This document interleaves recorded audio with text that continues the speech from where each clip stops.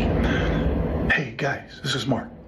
To all you ASD husbands out there, we're going to practice some one-liners that you can use with your neurotypical wife to provide some empathy. Yeah, there's going to be empathy 101, and we're going to have some scripts. So here's the first scenario.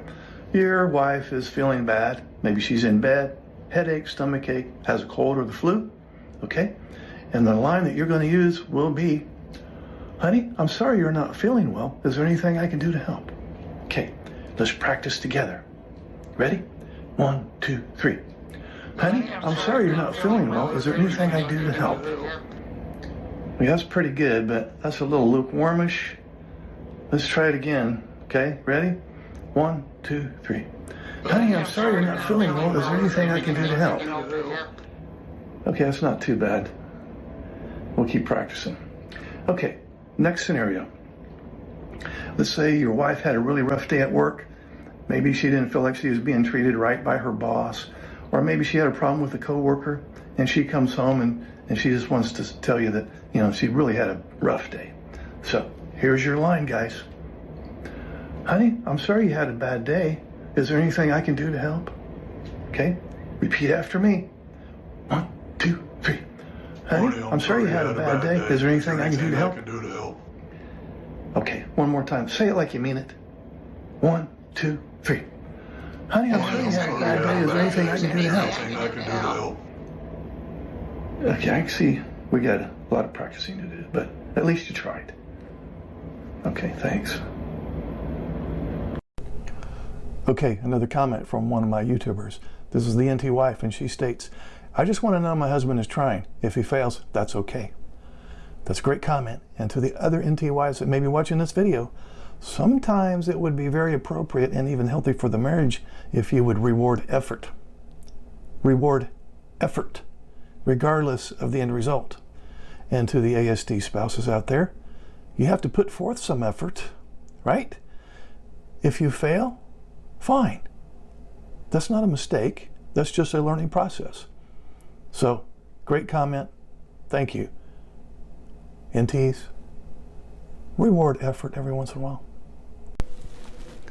Question. Why would a healthy woman want to be disrespected and emotionally minimized to be with someone with issues? She wouldn't. And so maybe stop viewing autistic traits as disrespect and emotional minimization. Another question. Are the traits of ASD calling your wife vile names, like a schoolyard bully? I would say that what's going on there is the result of high anxiety. So when he's calling you names and being bullyish, just know that his brain is flooded with cortisol and adrenaline. He's in fight or flight mode. He's feeling intimidated and fearful. And his calling you names and being bullyish is a defense mechanism against anxiety. It's a way, a very dysfunctional way, to discharge pent-up energy, which is anxiety. So in those moments where he's being basically emotionally abusive, you need to let him know that I'm not going to tolerate being on the receiving end of emotional abuse. I'll be over there at the other end of the house, and when you calm down, we can have a discussion or talk about what's going on. And you need to let him know ahead of time that whenever you start calling me names, I'm going to leave. Question. Is it possible that a person with ASD and a person with severe obsessive compulsive personality disorder in a relationship could trigger each other? That would be likely, because both parties are going to have some perfectionism. Both parties are going to have some obsessive compulsive tendencies. Both parties are going to need high levels of structure, which is going to appear as severe rigidity, and that's the short list. So absolutely can be a trigger for both parties. Question. Do all individuals with autism have alexithymia? It has been my experience that all people with autism have some degree of alexithymia, some worse than others, but not everybody with alexithymia has autism. There's a lot of people that are alexithymic that have other disorders other than ASD level 1. But even if the individual is alexithymic, that doesn't mean they're doomed. There's this neuroplasticity. In other words, your brain can learn new things. So that includes developing an emotional vocabulary, developing some emotional literacy, understanding, or at least becoming better at understanding your emotions and the emotions of others. So there is some hope that those who are alexithymic can develop some emotional reciprocity and so on.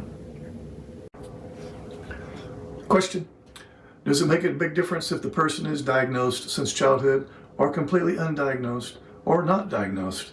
The answer is, if the child gets diagnosed in childhood, that's a beautiful thing, because with early diagnosis, there can be early interventions. With early interventions, this child can learn some social skills and emotional literacy from a very young age, when their brain is very moldable and like a sponge soaking up knowledge. And it is such a great thing, this early intervention business, that oftentimes when the little boy or little girl gets reassessed when they're young adulthood, 25 years old or so, they don't meet enough of the criteria to even have the diagnosis anymore. I'm not saying that there's a cure or a fix, but I'm just saying that with early intervention, your traits will be so minimal at age 22 to 28, somewhere in there, that you won't even meet enough of the diagnostic criteria to get the label. Question: how can I distinguish ASD1 from covert narcissism?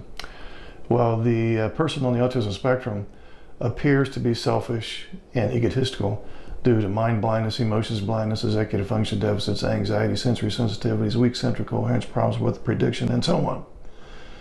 The narcissist appears to be egotistical and selfish because he is.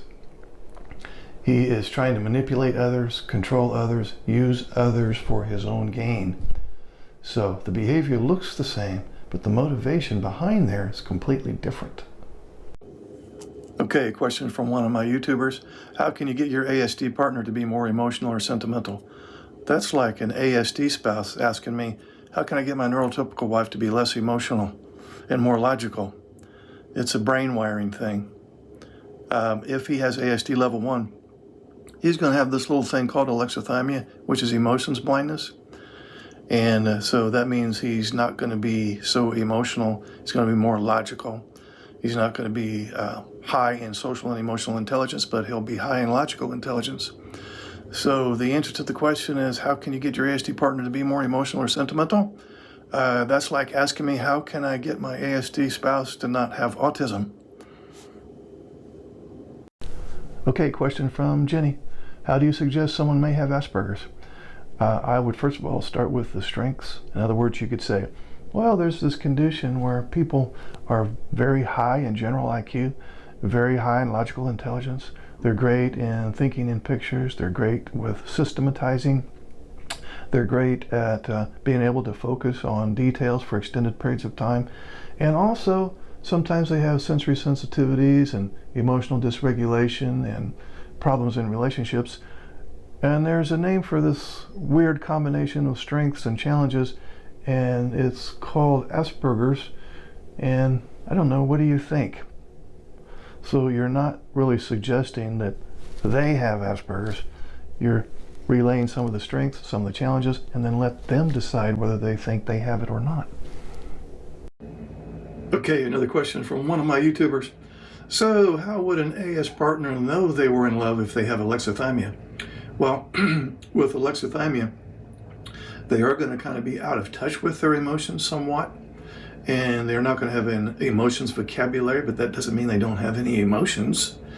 They certainly do experience emotions, but those emotions tend to be very strong before they experience them. So one of the emotions that they do experience and they do know that they're having would be anger. But even in that case, sometimes it's after they've exploded and, they've punched a hole in the drywall. Well, I guess I was angry.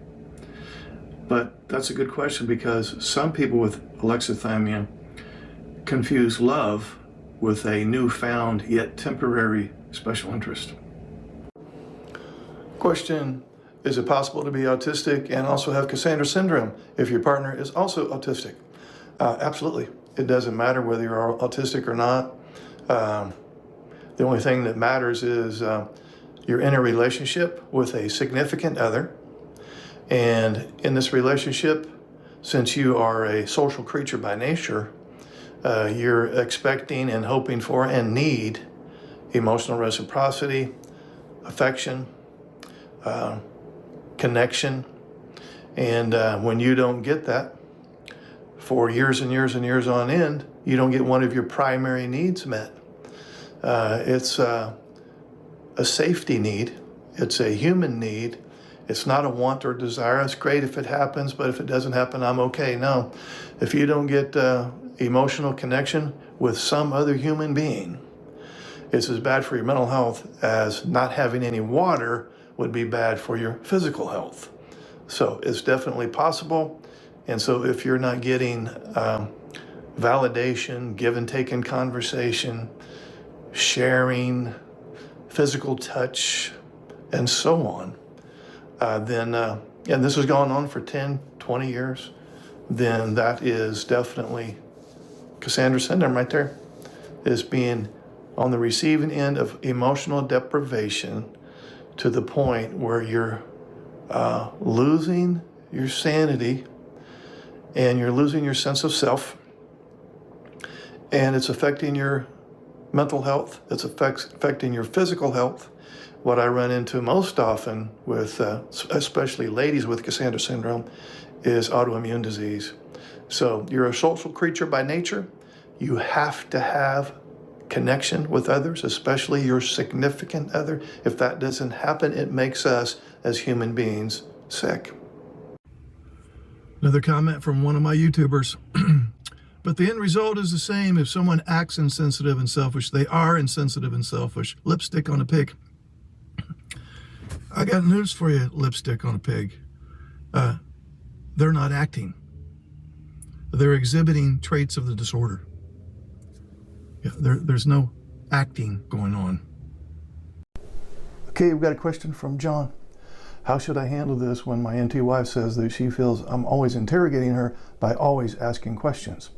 Well, I wouldn't ask questions. I would simply state where you're confused or whatever you're unclear about. You can use something along the lines of, I'm not really sure about blah, blah, blah, blah, or I'm kind of confused about such and such, or I'm really unclear about what to do with bling bling. You fill in the blank with whatever it is, okay? And then let it be up to her whether she answers the question or not. Now, that's point number one. Point number two is, if you want to ask some questions, keep it to 2 maximum. Don't ask one, then she answers, then you ask a second question based on her answer, then the third question based on that answer. That is interrogating. So 2 questions max, but preferably just state where you're confused and let her choose whether she wants to answer or not. Question. When we empathize in this neurodiverse situation, it's held against us, no, as evidence of our history of neglect. I'm assuming this is an NT spouse, probably an NT wife. You empathizing with your ASD spouse has nothing to do with his neglecting you. If you feel like he's neglecting you, it's not purposeful. He's not thinking, well, how can I just stay away from her and make her feel as lonely as possible? What's going on is he's hyper-focused on his special interest over there for extended periods of time to the exclusion of everything else, including you. So it's not that he doesn't want to connect with you or wants you to feel like you've been abandoned or rejected. He's just hyper-focused on his special interest over there of a non-social and emotional nature. So that's one of the issues that make it look as if he's being neglectful. And I know it doesn't matter whether it looks like it or not, it still feels to you as is neglect and still hurts. So I'm not minimizing that at all. But the motivation behind this neglect is he's low in social and emotional intelligence, low in social and emotional skills, and low in social and emotional needs, unlike you. Question.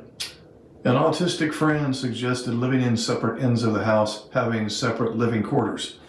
Actually, that's not a bad idea in the event that both spouses are super resentful and you continue to re-injure one another on a daily basis. In other words, continue to blame, shame, accuse, belittle, attack one another's personality. So living in separate quarters might be a good thing to do, at least temporarily. And then when the resentment level gets down, and it's only going to get down if both spouses are working with a therapist somewhere to work on their issues, then maybe do a reunification process temporarily to see how that goes. Seems to work, then maybe live in the same end of the house. So that's something to consider in the event that the resentment is really deep and the two of you are just basically punishing one another on a daily basis. Question from a YouTuber. Why do we think that autism is less bad than narcissism? I don't think either one of them are bad. Autism is a developmental disorder. Narcissism can be a personality disorder. So it's a disorder. Let's don't have a judgment about it. But I will say this, people with narcissistic tendencies will tend to manipulate and control other people for their own gain. Whereas people on the autism spectrum appear to control other people because they feel out of control in a world that they feel they don't even belong in. And also controlling circumstances is one of their anxiety reduction strategies. Question. Neurodiverse female with a neurotypical male partner. Where do we get help? Well, there's a link right here that will take you to another video. And I have a neurodiverse couples group. And in this video, it will describe it, and there'll be a link underneath that video where you can register for that group. So I do have a neurodiverse couples group. Doesn't matter whether it's an NT wife, ASD husband, or vice versa. Question, can you discuss why when my boyfriend gets upset, he always threatens to call the police? It's extremely immature. Well, if he's threatening to call the police, then that means he's extremely fearful of you. And you may have become his number one source of anxiety, and he doesn't have the social or emotional skills to resolve the problem by himself. And it is a very immature thing, but just know that he's doing that because he feels extremely threatened, and he also feels hopeless and helpless and powerless to deal with this situation on his own. And it's also obviously an idle threat in order to get you to back off. Okay, quick question from one of my YouTubers. Should ASD be rather married to ASD? Is that a recipe for their happiness? I don't know that it's going to be a recipe for their happiness, but it might be a recipe for them being more on the same page with respect to their brain wiring.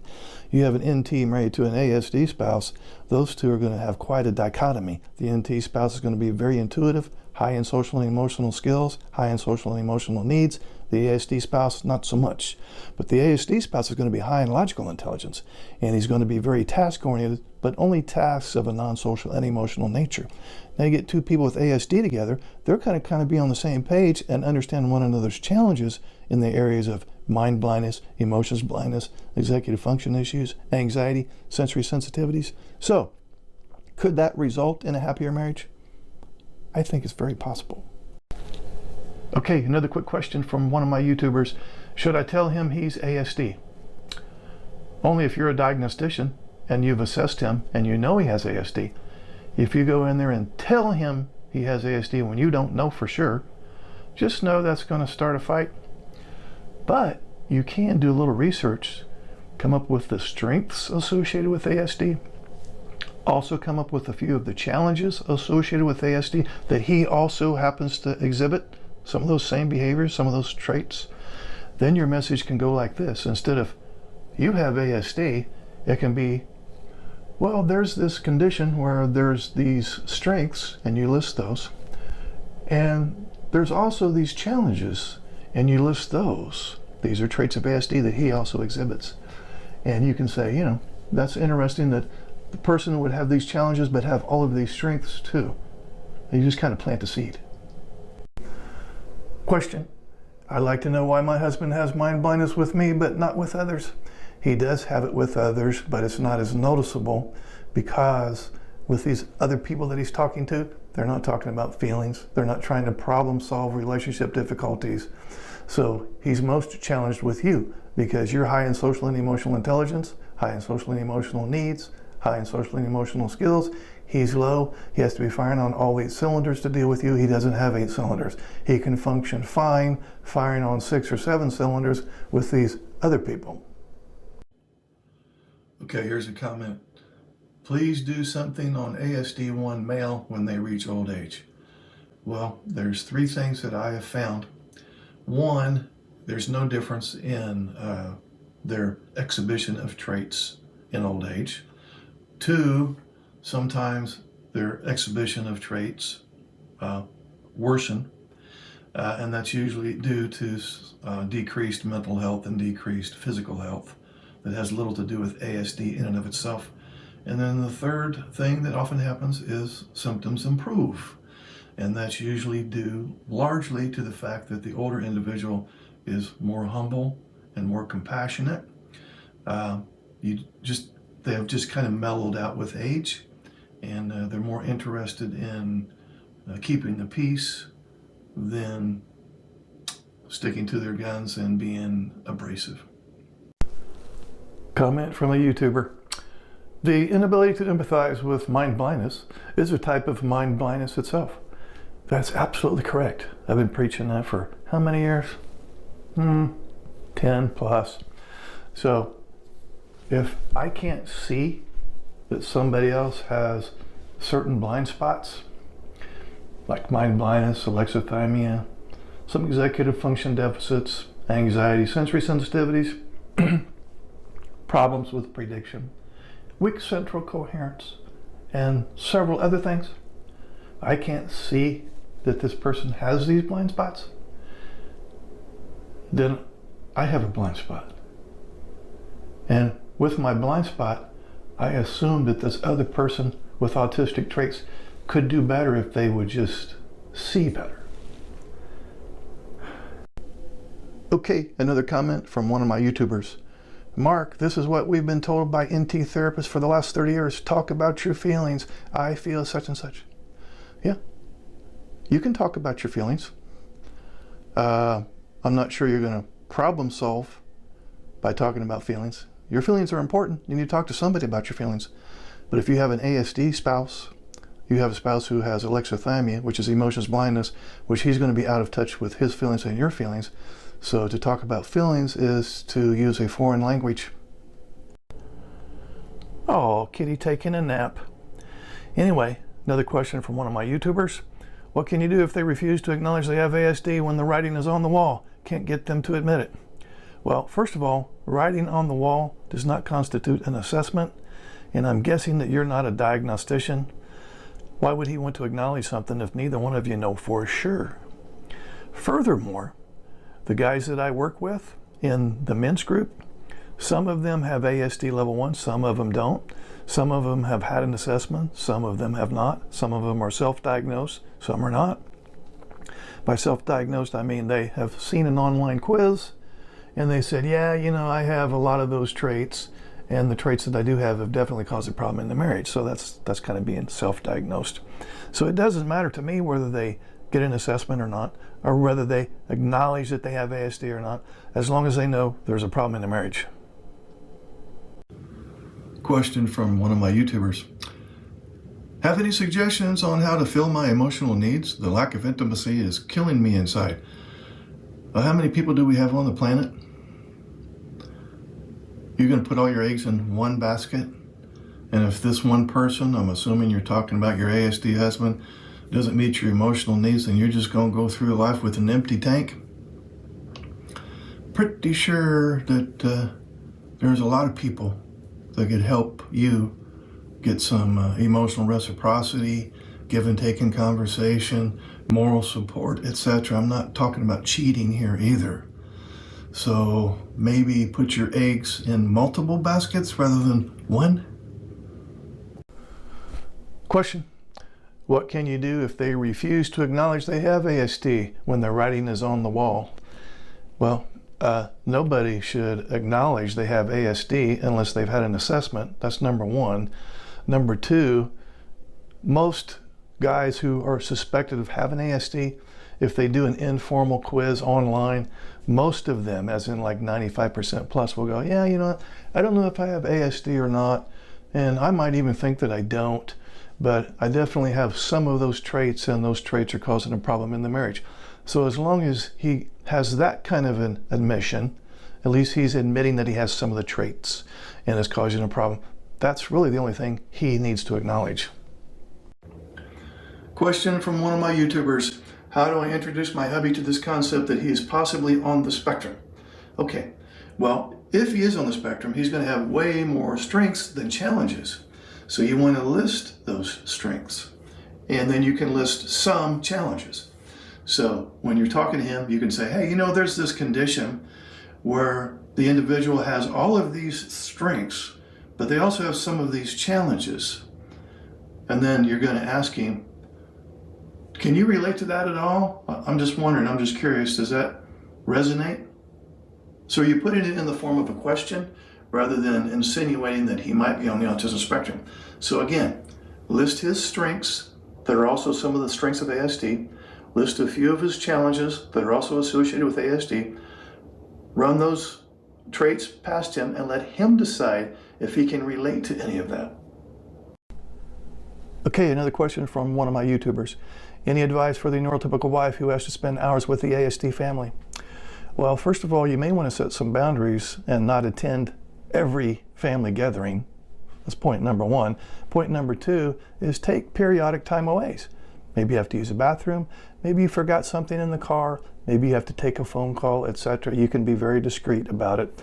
And also, not everybody is equally autistic. ASD level 1 is high functioning autism. And on that high functioning end of the autism spectrum, there's a smaller spectrum. Some individuals are high functioning and almost pass as neurotypicals. So pick the least autistic one of the bunch, and maybe you'll get lucky and find two, and spend most of your time in conversations with those individuals. Okay, another question. So Mark, how do you deal with the assessment of the unfairness? If it quacks like a duck, it's a duck. Well, your assessment is exactly just that. It's an assessment. It's an opinion. It's your download. You're making up a story that you believe that the neurodiverse marriage, in this case, is unfair. So if it quacks like a duck, it's not the duck that's being unfair. It's your assessment, your assumption about what the duck is doing that helps you to perceive that the situation is unfair.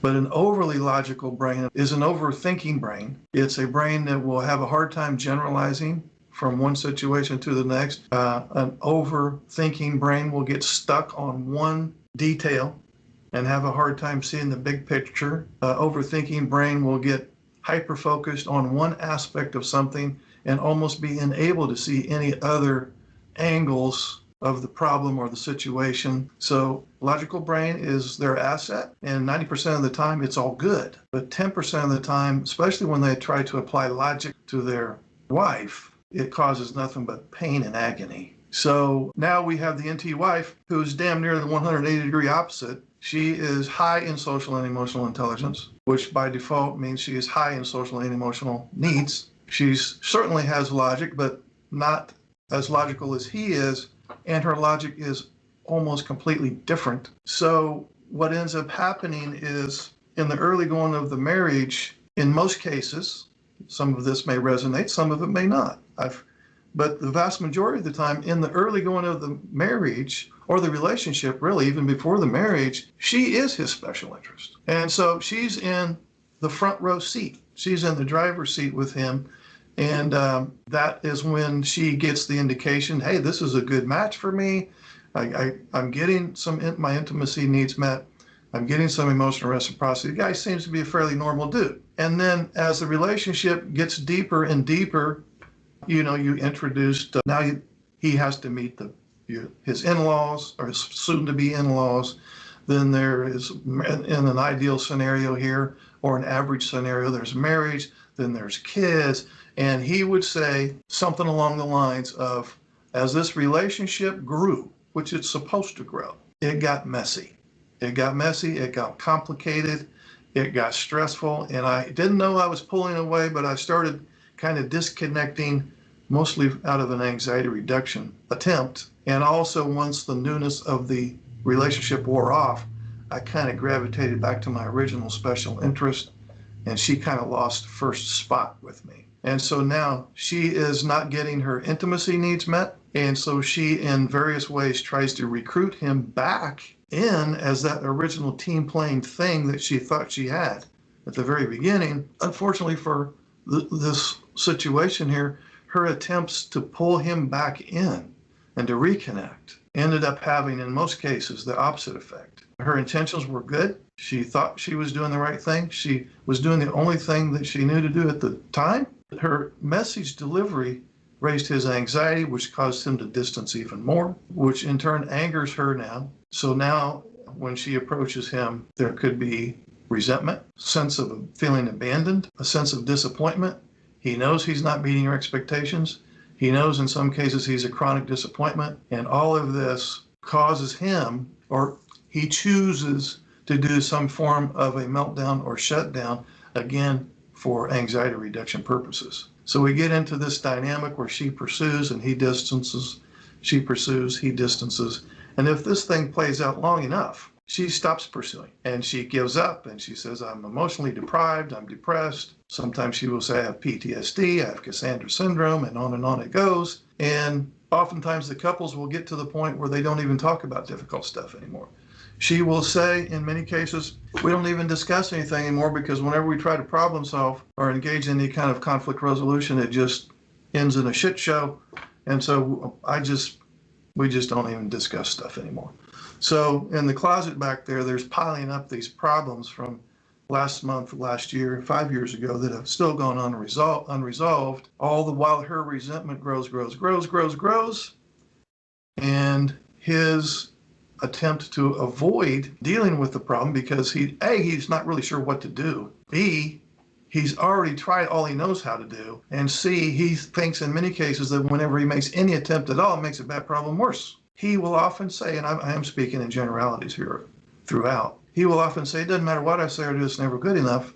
And in many cases, my attempt to try to fix something makes it worse. And so both parties are in this, I don't know if I want to call it a war of wills. It's certainly a war of trying to change the other person. We'll just call it that. And that's about the time people show up to me, either in the groups or on my blog or on the YouTube channel or whatever.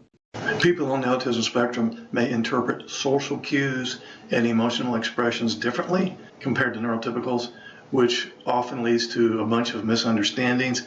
For example, they may struggle with eye contact or may not respond to social gestures in the way that you would view as typical. So how would the neurotypical download that behavior? He's not listening, doesn't care.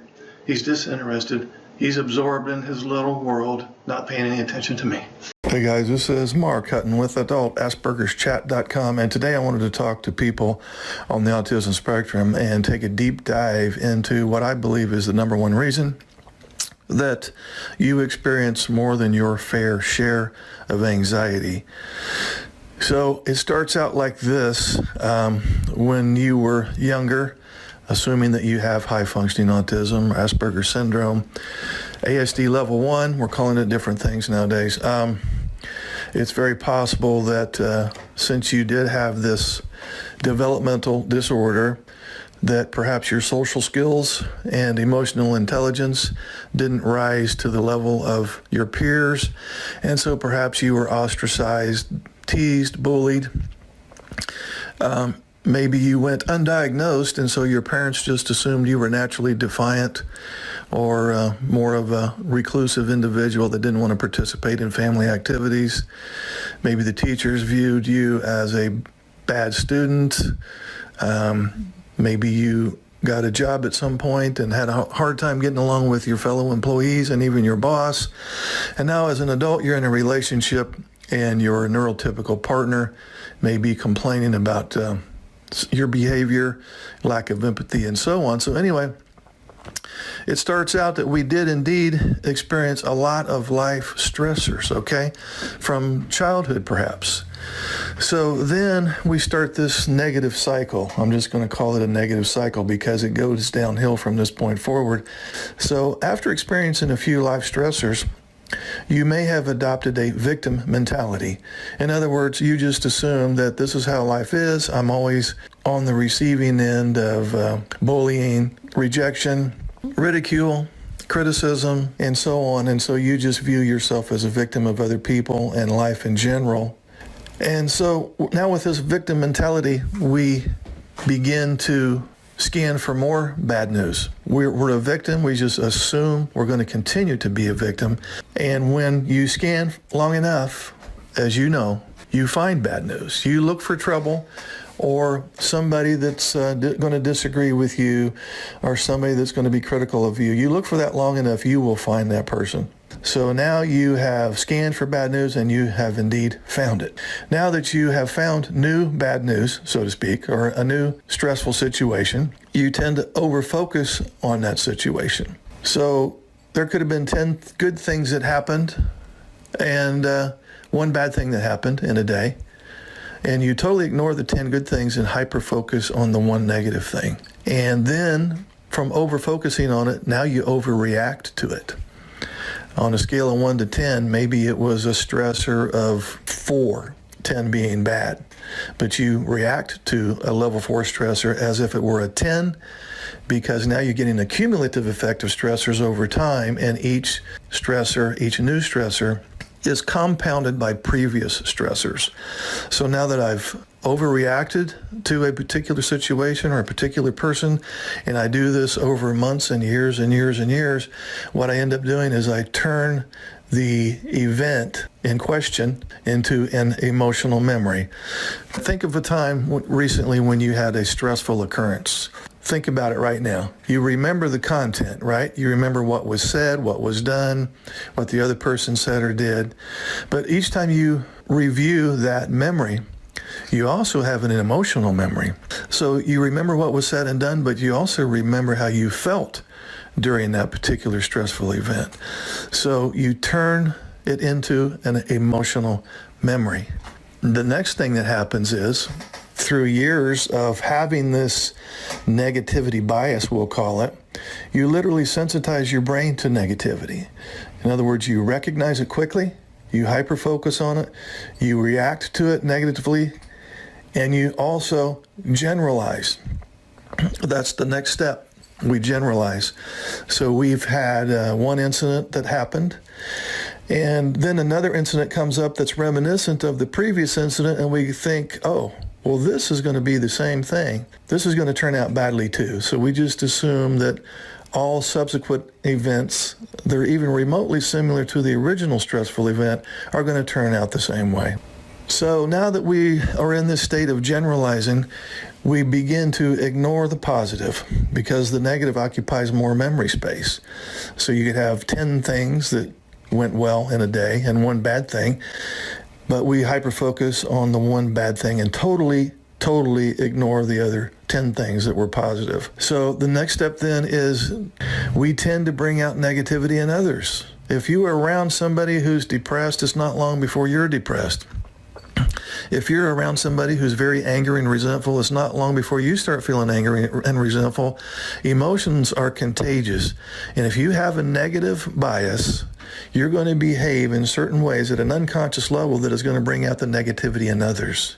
When you have a general low-grade negativity and you bring out negativity in others, then you go, see, I knew these people were against me.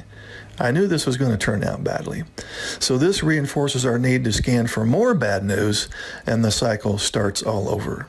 So if this cycle sounds reminiscent to you at all, and you feel like you are experiencing more than your fair share of anxiety on a daily basis, you can be assured that that anxiety is coming from a lot of toxic, destructive, negative inner commentary or self-talk.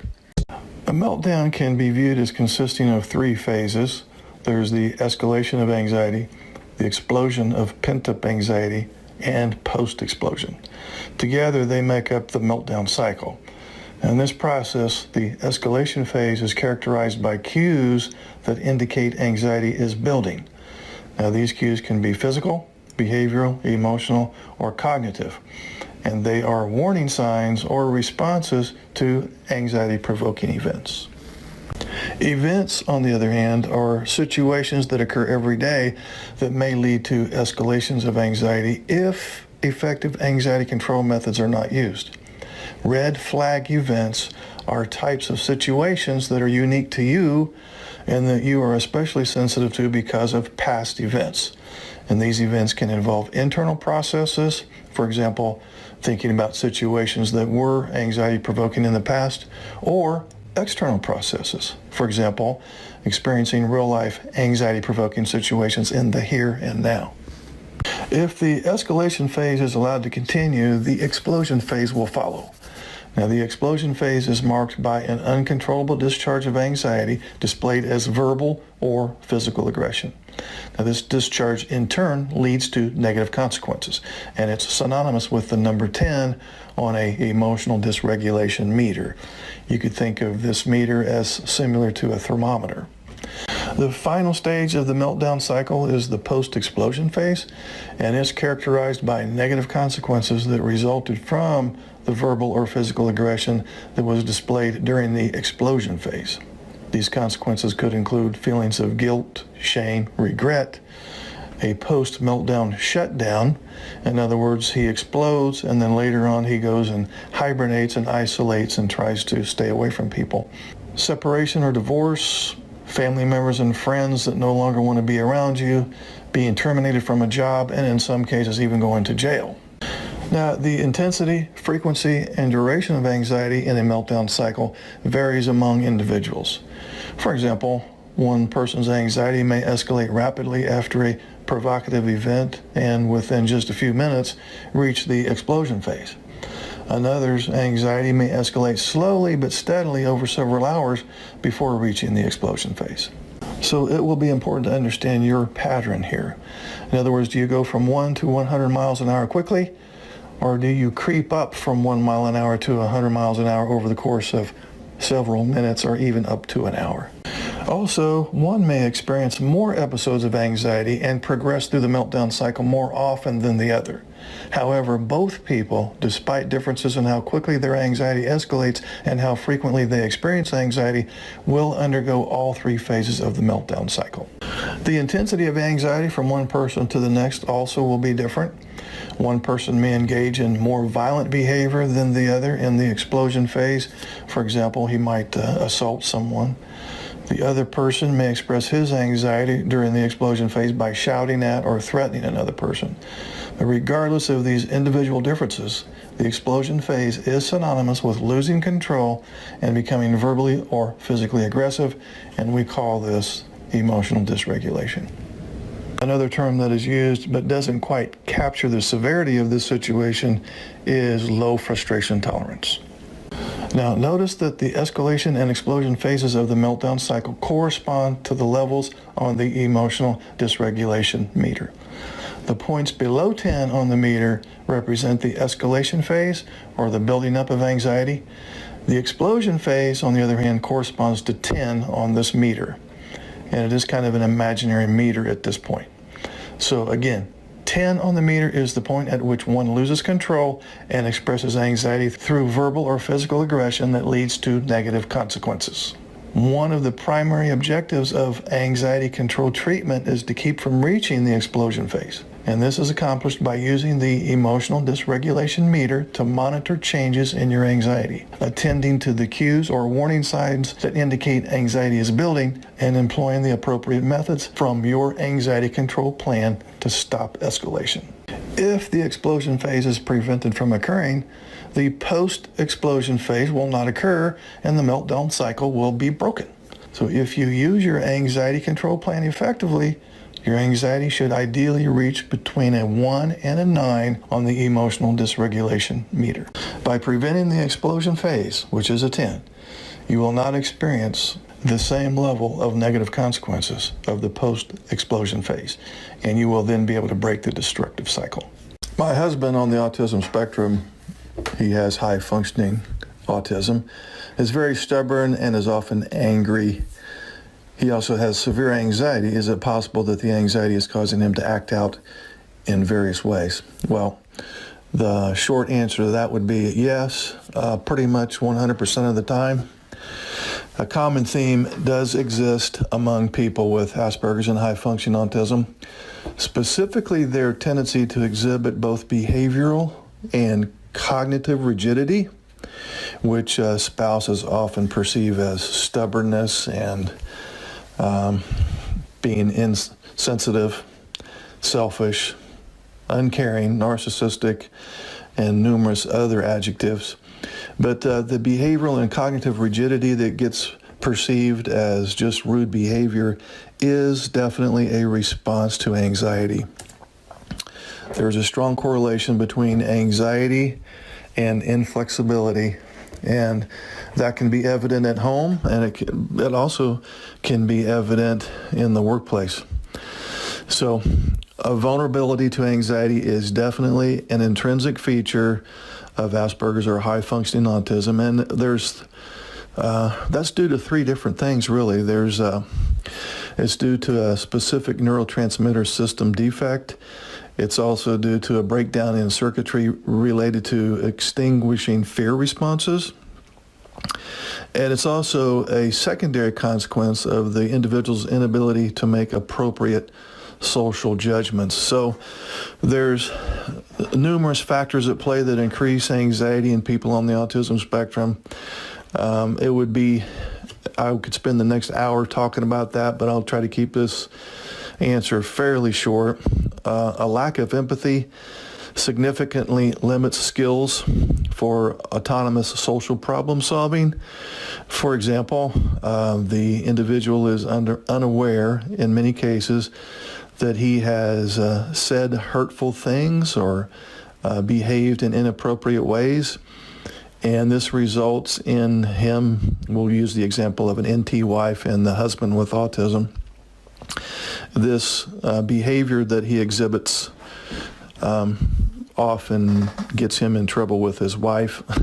I work with men on the autism spectrum a lot, and it seems like they all say, yeah, they're in the doghouse, and they feel like they're always in trouble. So this all relates to a lack of empathy, or we will call it a lack of displayed empathy. They have empathy, they just don't necessarily display it. And this limits skills for autonomous social problem solving. Social problem solving, that's an important term to remember.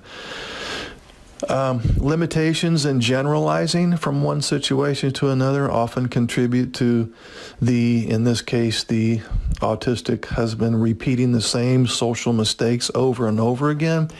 If he gets into a heated argument with his NT wife over a specific problem, and she conveys to him what he needs to do differently next time, he will get it with that specific problem. But if there's a second problem that's just slightly different, he may not necessarily be able to generalize from the first problem to the second problem. Also, another factor that is at play that increases anxiety is the individual's inability to grasp social cues, facial expressions, body language, and so on. So this creates a lot of repeated social errors because he's misinterpreting what is being expressed to him. Social limitations also make it difficult for him to develop coping strategies to soothe himself and to contain difficult emotions. And so those are just a few. There's many more. The circumstances that raise the anxiety level for people on the autism spectrum often result in their increased need to control people, places, and things. This need for control takes the form of rigidity, which is what you were referring to in your question as stubbornness. So there's behavioral rigidity and cognitive rigidity. Behavioral rigidity refers to the person's difficulty in maintaining appropriate behavior in new and unfamiliar situations. Okay? And then there's cognitive rigidity, and this occurs when the individual is unable to consider alternatives to the current situation, alternative viewpoints, or innovative solutions to a problem. People with rigid thinking do tend to view situations in either or terms. It's either right or wrong, good, bad, black, white. They want concrete black and white answers, and the gray areas of life are often very uncomfortable for people with behavioral and cognitive rigidity. Symptoms of rigidity often introduce some of the most disruptive chronic behaviors exhibited by people on the autism spectrum. For example, aggression, difficulties tolerating changes in routine, dislike of changes to plans that have been previously laid out. You may have experienced with your partner on the spectrum, his or her meltdowns, frustration, shutdowns, and problems with minor differences in the environment. I get a lot of feedback from NT wives that say they feel that they're always walking on eggshells in an effort to circumvent any extreme reaction from their very brittle Asperger's husband. In addition, the husband himself may articulate his anxiety over fears that things will not go according to plan or that he'll be forced to make changes that he can't handle. Sometimes these behaviors are identified as obsessive compulsive because of the husband's need for ritualized order or non-functional routine. In other words, he has a strong need for sameness. So, as one can easily imagine, behavioral and cognitive rigidity causes many problems in relationships, which usually result in a higher level of anxiety for the person on the autism spectrum. Therefore, this cycle just continues at that point. Since my social intelligence and emotional intelligence is low, I have a hard time reading body language, facial cues, tone of voice, volume of voice, filling in between the lines when somebody's somewhat vague. Since I have this mind blindness issue where I'm not really sure what people's motives are, I'm not really sure what's going on inside of their thinking process, I'm not really sure what they're feeling in their heart, I'm not really sure what they're planning. I have a hard time predicting outcomes based on this misinformation that I'm getting because I have this mind blindness thing. So what ends up happening is I'm always in a state of confusion because I never really totally know what the hell is going on. And I'm like dodging paintballs all day. I'm trying to figure out, okay, what is this person thinking or what are they feeling? Is it my fault? Is it something else? And there's this guesswork that goes on all goddamn day long. And so since you're in a constant state of confusion and guesswork, as you well can imagine, causes a lot of anxiety. Because I never know what the hell's going on. I'm always trying to guess what's going on. So I am literally in a heightened state of anxiety to one degree or another. I'm never not anxious unless I'm engaging in my special interest. But for the most part, I'm in some form of anxiety all day long. What do I do when I'm anxious 24/7? I probably even have anxious dreams. So what do I do in that case? I engage in anxiety reduction. Since I'm anxious all the time, I do as many things as I know how to reduce my anxiety. But I have found in many cases the individual's anxiety reduction techniques at the very best only work temporarily, and in many cases not even temporarily. But in most cases, the anxiety reduction techniques, which would be anger, rage, shutdowns, meltdowns, whatever, I mean, the list is long. Their anxiety reduction technique actually increases the anxiety. Mark, I have a question, and I'm okay with you adding my voice message and your answer to a public YouTube video. My question is, what's the best way for people with Asperger's to manage their anxiety? Thank you, Ken. Well, in answer to the question, there's not going to be a one-size-fits-all or a cookie-cutter approach for anxiety, because what causes your anxiety might not cause anxiety for somebody else, and what alleviates your anxiety might not alleviate that anxiety in somebody else. So it's going to be a very individual approach to find out what works best for you. But let's make a distinction between fear and anxiety, because fear is something that you're afraid of, but you know exactly what it is. For example, let's say you hate going to the dentist and you've got to go to the dentist next week, and you know you're going to sit there and get a cavity worked on, and you kind of predict what's going to go on. You already know because you've been there and done it before. So yes, there's some apprehension there, but you know what's going to happen. Anxiety, though, is being afraid of something and you don't know what it is. You just know that you feel anxious, and the anxiety that's going on in the moment is not the event itself, because you don't even know what the event is. It's your self-talk. So we have to look at self-talk. So if the event actually manifests itself in your life, the one that you've been worrying about so much, that actual event will be way less emotionally painful than the worrying about that event prior to the actual occurrence. The actual event is not the source of your anxiety. It's the thinking about the event that is the source of your anxiety. Think of it like this. Let's say you're in college, you've got a big exam coming up, maybe it's the final, and it's super important that you get a good grade on this. And maybe you have some test anxiety, and so you engage in this if-then business. If I freeze up, then I might flunk this test.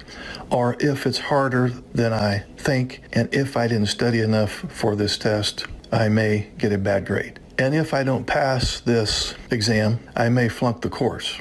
And if I flunk the course, I may have to take it again. And if I have to take the course again, then it's going to take longer for me to get my degree. And if it takes longer for me to get my degree, it's going to cost me more money. And if my parents are helping me financially, they may get upset with me for taking longer than expected. And so you get in this if-then loop, a bunch of what ifs, and that is the anxiety. Another example is there was a lady who had IBS symptoms, and it triggered her anxiety, and so her commute was particularly stressful, so she gets up and she starts having some stomach issues, and then she starts getting sucked into this if-then loop. If I have stomach troubles this morning, then I'm going to have anxiety on the way to work. And if I have anxiety on the way to work, then I'm going to have to stop at a gas station somewhere on an emergency basis. And if I do that, then I'm going to be late for work. And if I'm late for work, then I'm going to get a point. And if I get too many points, I'm going to get fired. And so you're down in this rabbit hole of what ifs. There again, that is the anxiety, not so much the drive to work in and of itself. So you get the point, right? The anxiety is the what-if business. It is the if-then loop that you get sucked into. So what we can do in that case is we can look for triggers to our anxiety and maybe even journal those. It wouldn't necessarily have to be a notebook. It could be one piece of paper. And so after you have an anxiety-provoking event and you're calm, you could write down, okay, what happened right before I got anxious? That is the trigger. And then you would also want to write down what was my self-talk during this anxiety-provoking event. So let's use an example of a husband on the autism spectrum, and his neurotypical wife is upset about something, and so she is asking a lot of questions. You know, maybe she's saying things like, why can't you ever blah, blah, blah, blah, or why do you always do such and such, or what were you thinking when you didn't follow through with blah, blah, blah. And so she's upset and she's kind of interrogating, and so that is the anxiety-provoking event. And then maybe your self-talk was, oh my God, here we go again, complain, complain, complain. I'm always in trouble. I didn't do anything wrong. Why is she treating me like a child? I feel so criticized. I have to defend myself. I have to prove that she is wrong, etc. So in this example, her complaints about the relationship not going right did download as a trigger for you, but it was the self-talk that exacerbated the anxiety. So what do we want to do? We want to begin the business of practicing different self-talk.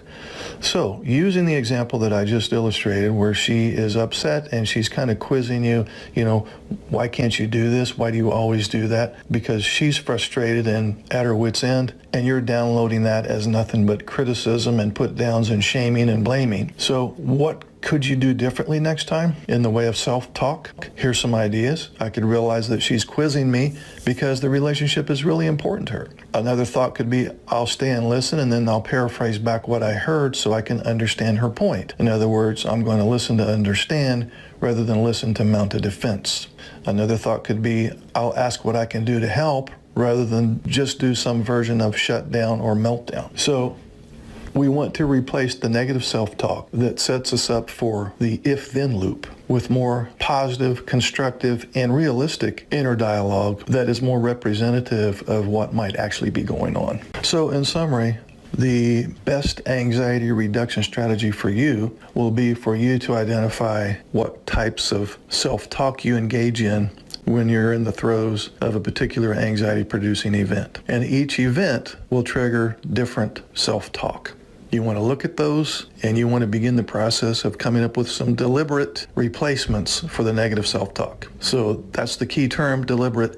You will have to start thinking deliberately when you're in the middle of the storm. So I often get questions, usually from the neurotypical wife, about their Asperger's husband. The questions are similar to something like this. It's like, why is it so difficult to have a meaningful, deep relationship with someone on the autism spectrum?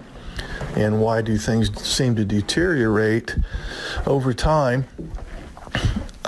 Basically, what goes on is, in the early going of the relationship, if she is the neurotypical, and we'll say that he has the high functioning autism, she is his special interest. And the NT wives often say, in the early going, the relationship was good, sex was good, his empathy level was good, we had a great relationship, and as the years rolled by, he just became more and more distant. So what happens after the first few years of marriage, at least what I have experienced in counseling couples, is he kind of drifts away from the relationship and gets more involved with his special interests. And when this occurs, the NT wife, justifiably so, tries to reconnect and reestablish the bond, reestablish trust. And it's like the harder she tries, the more he distances himself. And so her approach raises his anxiety, her approach in trying to reconnect. And the more his anxiety comes up, the more he seeks anxiety reduction techniques.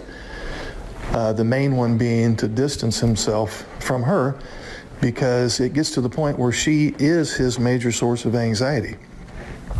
And the more he distances himself, the harder she tries, and the cycle just keeps repeating at this point. So back in the day, when he first started showing more interest in his special activities, whether it's work or a hobby or whatever, started showing more interest in that than the relationship, she, with good reason, gets angry.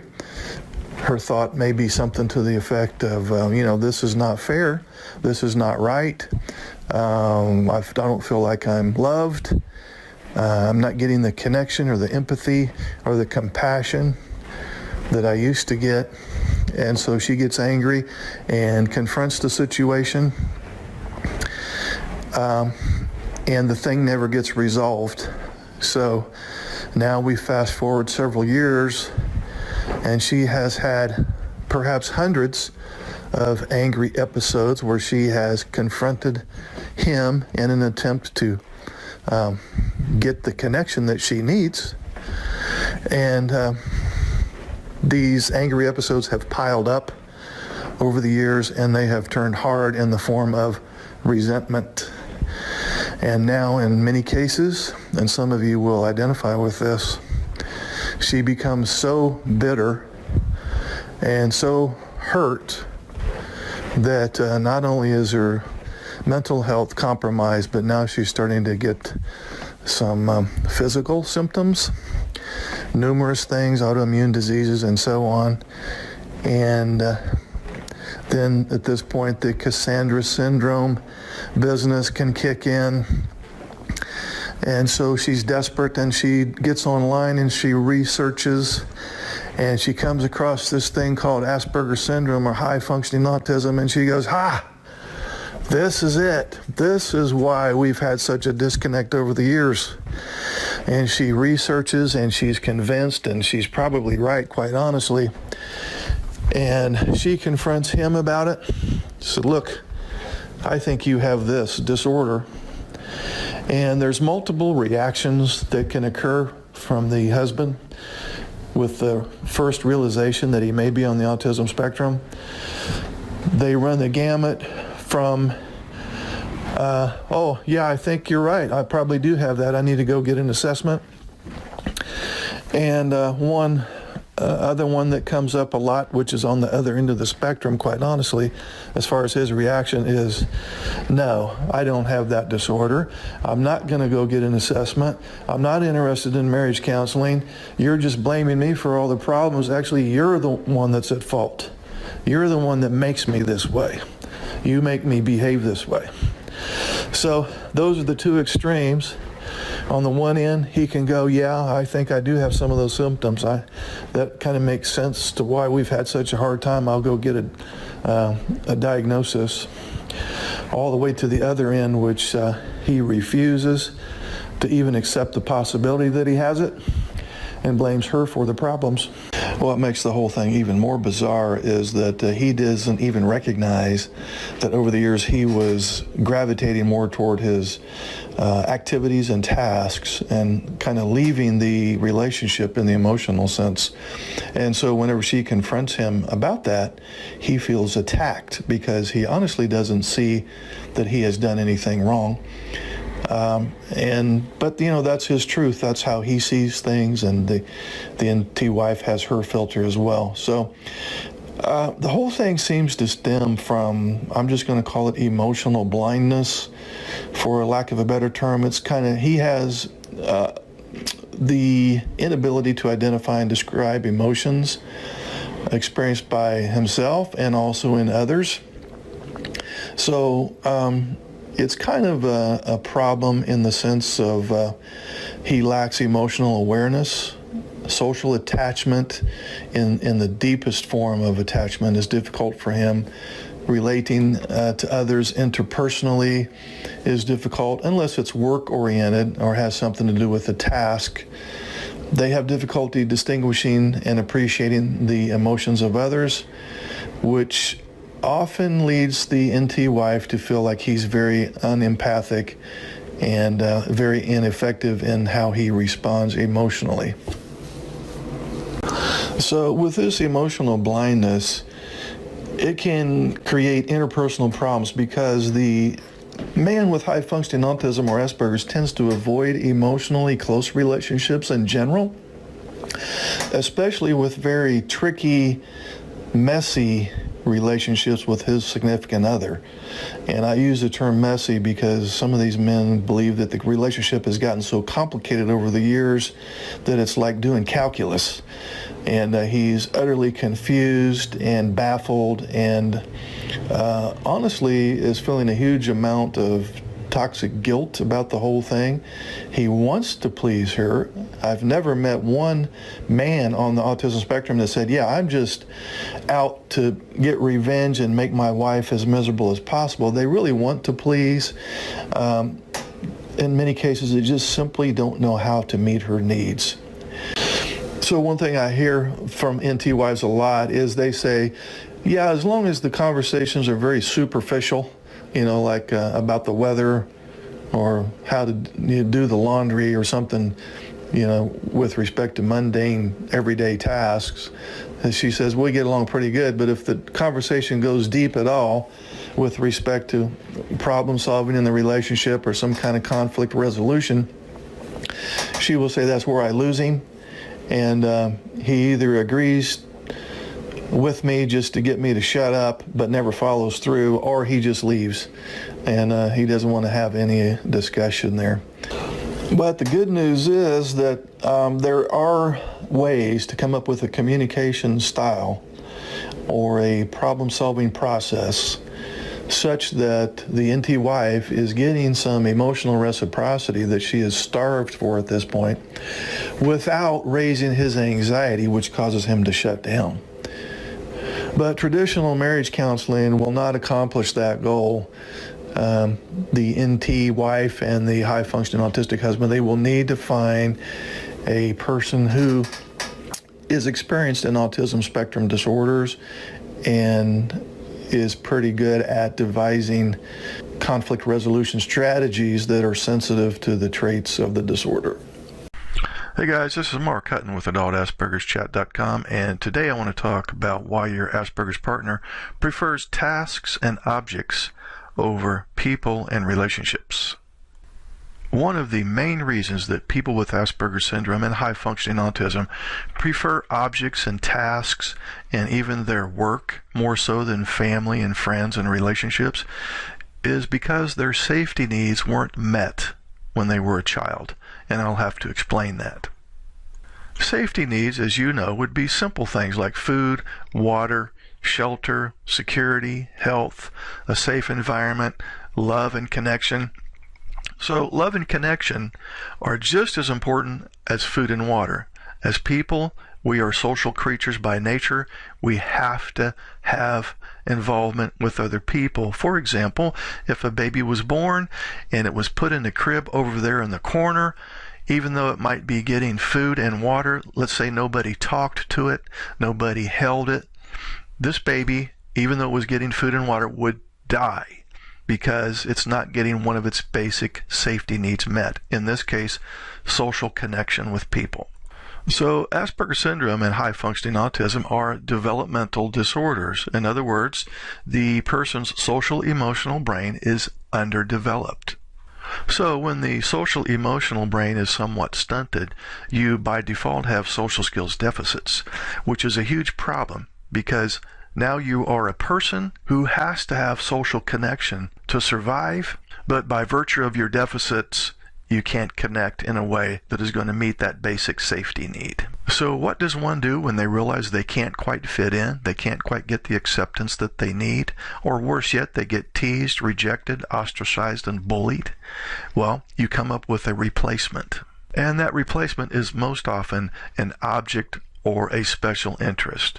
If you're in a relationship with, for example, a man with Asperger's syndrome and you're a neurotypical wife, you have probably witnessed that he is very wrapped up in a particular activity. It could be work, it could be computers, it could be some form of a hobby, but he spends an inordinate amount of time with a special interest or an object, and that is his replacement for social connection. And I'm not saying that he doesn't have any social connections, but he will prefer non-social activities. So when you spend most of your time and energy with things and activities rather than social and emotional connections, you are literally starving yourself.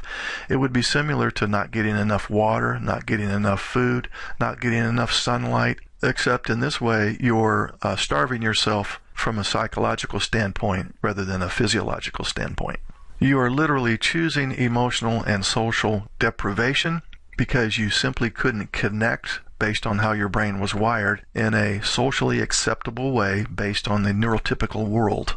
So what happens when you go through life malnourished in the social emotional sense? Well, the short answer is a lot of anxiety and depression. Wherever there is anxiety, depression is not far behind. And now we really start running into a lot of problems because when you're chronically anxious and have intermittent to chronic depression, this wears and tears on your immune system. It wears and tears on your self-confidence. It really inhibits quality relationships, which further drives you to gravitate towards objects and tasks, which in turn distance you even more from people and connections.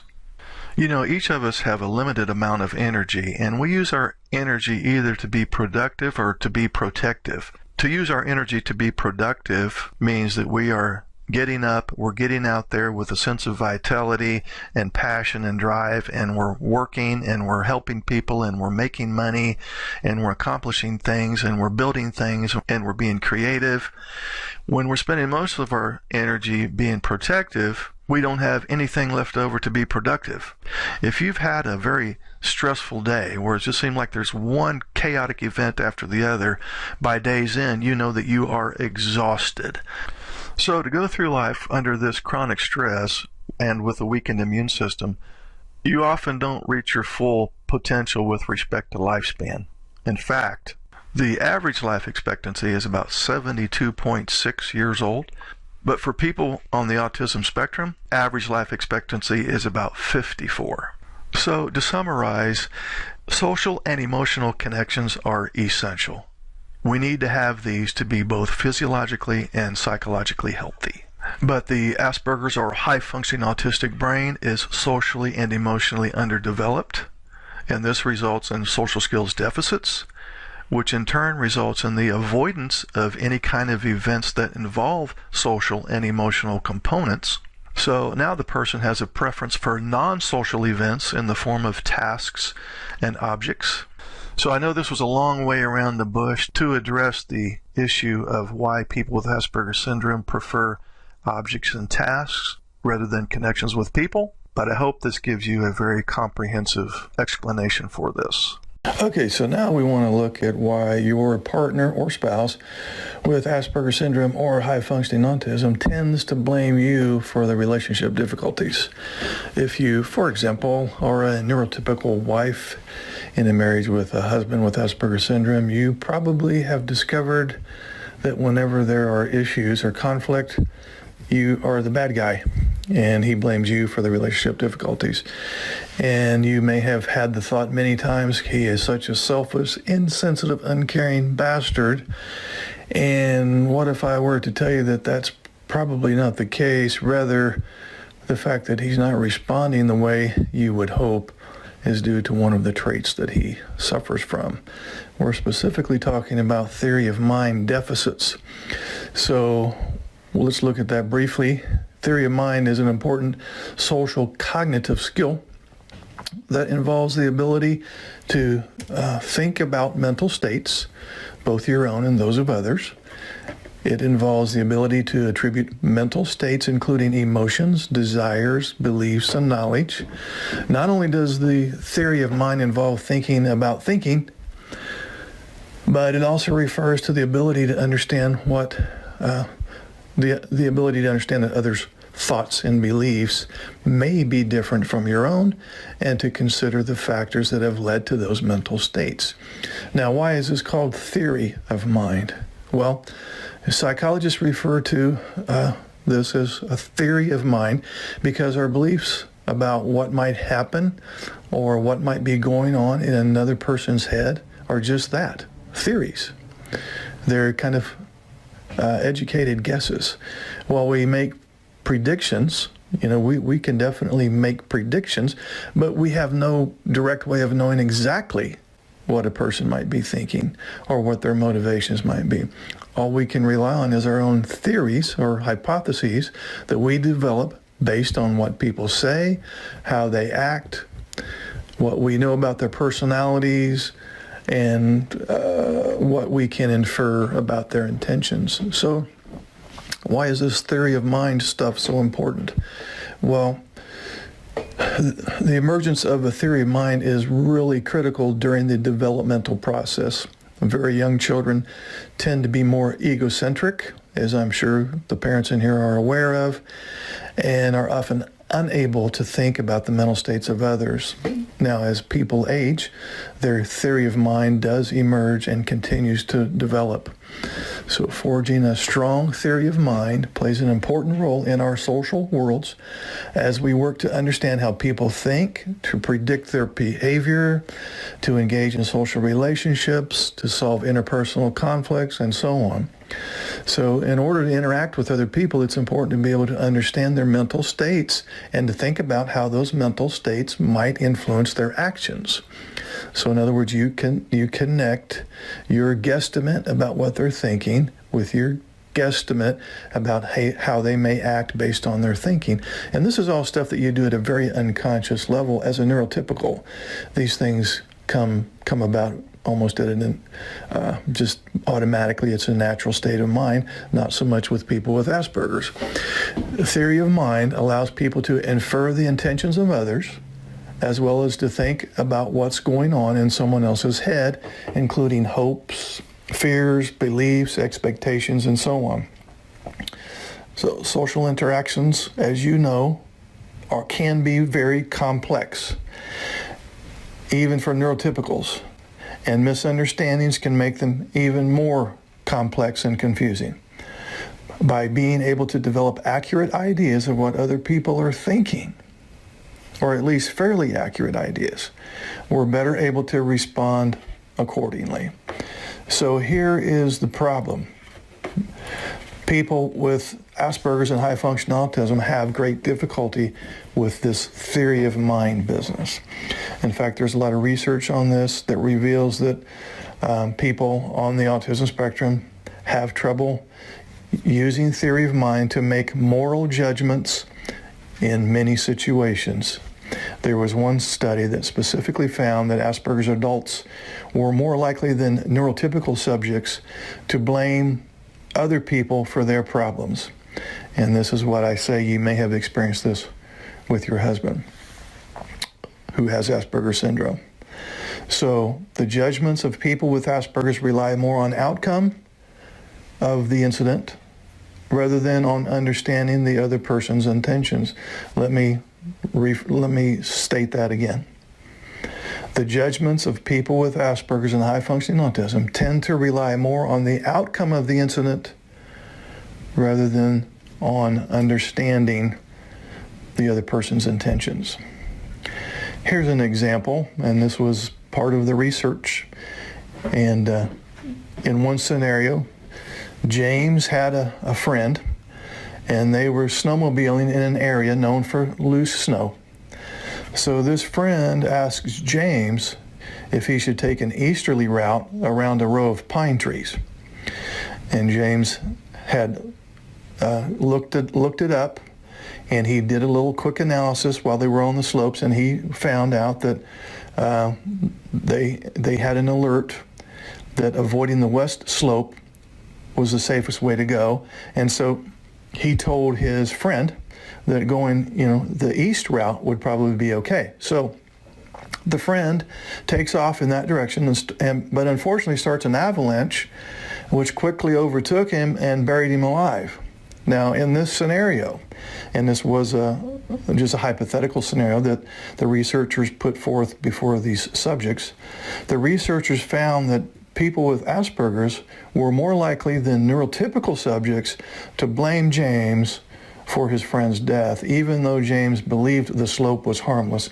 So that was kind of an interesting research project that does reflect the fact that judgments of people with Asperger's do tend to rely more on outcomes rather than on inferring what the other person's intentions were. So that was a long way around the bush to get to the point, and that is, this is why your partner or spouse with Asperger's or high-functioning autism does tend to blame you for the relationship difficulties, because he's only looking at the outcomes, in other words, what happened after the argument, rather than trying to understand your thoughts, feelings, motivations, intentions, and so on. So I want to address a general question that I get quite frequently, and it's along the lines of why is it that some men with Asperger's fall out of love seemingly overnight, especially in the early going of the relationship? Well, I wouldn't say falling out of love overnight is necessarily common for men with Asperger's or high-functioning autism, but it certainly does happen more so in the early going of the relationship. As a counselor who has worked with many couples affected by Asperger's and autism, what I see most often has to do with the fact that most men on the spectrum are very task-oriented. And oftentimes the scenario plays out something like this. In the beginning, the new girlfriend is the man's new task. He works on getting her to like him, to go on dates, to have sex, and so on. Also, in the beginning, he may try very hard to appear typical.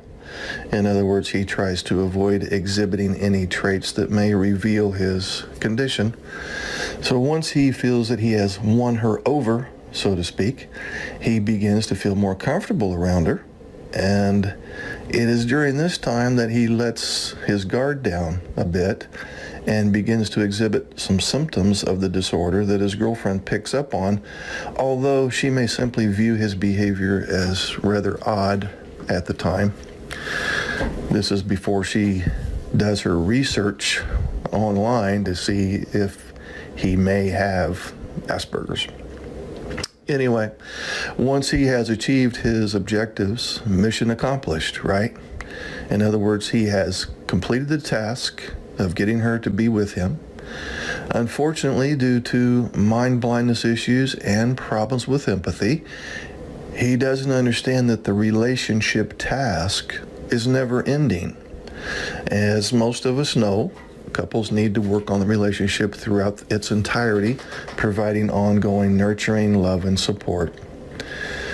But this doesn't make sense to men on the autism spectrum. They think they have officially arrived and there's no need to continue to work on the relationship. Think of it like this.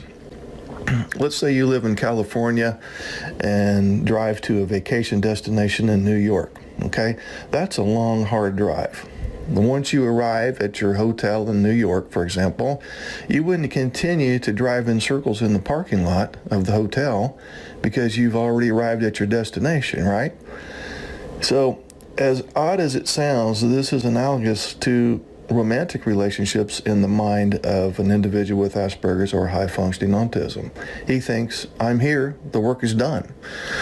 Another issue that results from mind blindness and empathy deficits, we'll call it, which are two traits of the disorder, has to do with the Asperger's partner confusing love with obsession. I've talked to many men on the spectrum who thought that they were in love, only to find out that it was just an obsession or a special interest in the romantic phase of the relationship, which is roughly the first 3 months or so when everything is non-committal, fun, interesting, and so on. So once the romantic phase is over with, now the real work begins, right? It's no longer a party. For example, he has to have conversations about things that may not be so fun. For example, he may have to listen to your past troubles, trials, tribulations. He listens to you sharing your past, which is what most people do in order to build trust and a bond.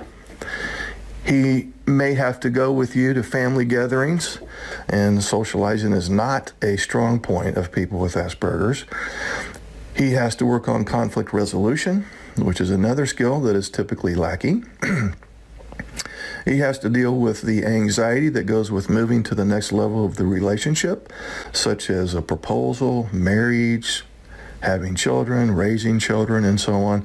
So now, in the mind of some men on the spectrum, the relationship is getting too messy and complicated, quite honestly, and therefore they kind of rethink their commitment level. So this certainly doesn't happen in all cases, obviously, but I can tell you from experience, the scenario that I just described is often typical in the case where he allegedly just falls out of love, quote unquote, overnight. I often get emails from men who are having relationship problems, and in many cases they're married and their wife is considering leaving or maybe has already left, and they feel like they've done the best that they know how to do, and they're still confused as to why the relationship is not working out. In this case, the Asperger's man has heard so many complaints from his neurotypical wife, and the list is so long and deep, and the problems have been going on for so long that he feels like there's nothing that he can do at this point because there's just too many issues to have to address. And he doesn't feel like he can redeem himself. And honestly, he has been giving it his best effort in most cases. Not 100%, and there are some traits of Asperger's syndrome that get in the way of relationships for sure. But the guy means well, and he really doesn't want to lose his wife, and so a lot of the emails I get, it's like, what can I do? I'm going to lose her, and I don't know how to fix it. I've done what I thought I needed to do, but it's not enough, and it's never enough. And so they reach out to me via email, or they want to Skype with me, which is fine. And if you want to Skype with me, there's a link below this video, and we can set up a session and talk about this. But they're wanting to know, okay, where do I start? The problems are so long, and it's such a tangled mess, I don't even know where to begin. And oddly enough, this may be a surprise to most of you watching this video. The place to start is what you eat and drink. Yeah, what you eat and drink. Because what you put in your mouth affects how you think, it affects how you feel, it affects your behavior, it affects your outlook on life. Now, changing your diet is not going to be a magic bullet, but it is probably in the top 1 or 2 first steps in order to fix relationships. And I know it seems like a disconnect there. Well, what I eat has to do with my relationships? Yeah. You know, your brain runs on fuel that you feed it. Your brain deals with, of course, how you feel, how you think, how you perceive. And if it's not functioning to its full capacity, you're not going to see things right. And if you have Asperger's syndrome, you're already in a one-down position because you're hardwired to have, because of the disorder, you're hardwired such that you have social skills deficits anyway. So if you eat garbage, and especially if you medicate with alcohol or drugs, you have a double whammy. No wonder you're having problems. So you have to take care of your brain in a way that a neurotypical person doesn't have to worry about as much. You have to be on your 100% on your game because you're already in a one-down position because you have a developmental disorder. And what that means is that you are socially, emotionally more immature compared to your chronological age. So you want to get your immune system firing on all 8 cylinders so that your brain will function as well as it can. Well, how do you get your immune system to function on all 8 cylinders? You heal your gut. How do you heal your gut? You make sure you get plenty of whole food, plant-based nutrition. You want to make sure you're getting a ton of micronutrients. Forget about the macronutrients for now. You're probably getting plenty of protein and fat and carbs, but you're not getting enough micronutrients. So we're talking leafy green vegetables. We're talking especially cruciferous vegetables. We're talking smoothies that are chock full of spinach and kale and celery. So if you want to find something that is as close to a magic bullet as possible to help the process, or at least begin the process of healing your brain such that you will be relationship smart, you have to start with what you're feeding your brain. I know this seems like an odd connection. Diet will begin the process of healing my relationship. Yeah, because when you start giving your brain high quality nutrients, you're going to begin to think differently. You're going to have better clarity of thought. You're going to have better sleep, which is going to help you have better clarity of thought. It's going to improve your attitude. It's going to improve your mood.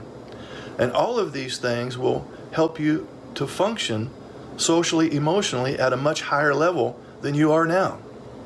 And you need all the help you can get, buddy. You need all the help you can get.